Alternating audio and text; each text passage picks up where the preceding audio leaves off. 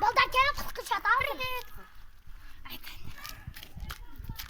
Kaçıncı? Kaç.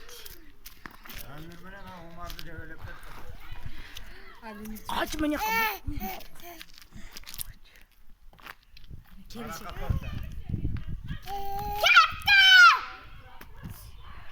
Ay davdur koyduk.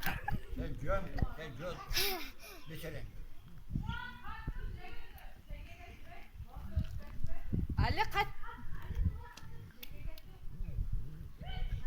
Anne kim?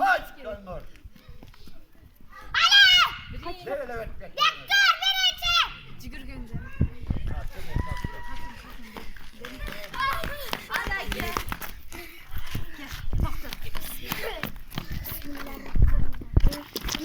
Hadi. Anneciğim.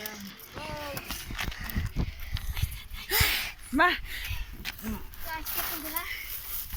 Diyeceğim ayakta kap gitti. Kız video yapıyorsun yine. Kim bana ne vereyim? Hatta. Çok doğru lan bana bir iş geldi de. İkinci ben geldim. Üçüncü ben geldim. Üçüncü ben geldim. Ay bana sana.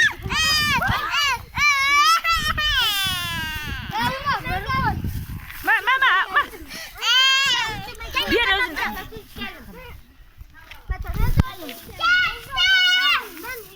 Oturuyor be. Çupacık nenen.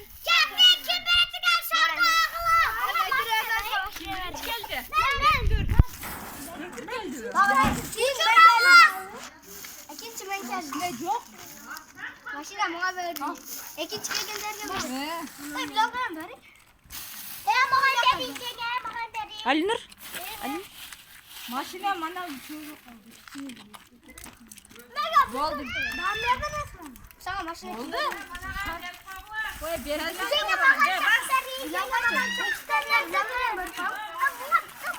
Şaripleri biliyorum.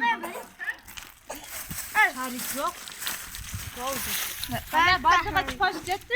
Anne şardan bir bile kalk. Bana dedi. Davdur mananı töverin törüp dur mana o. Marga Kim? Çiçeğinde.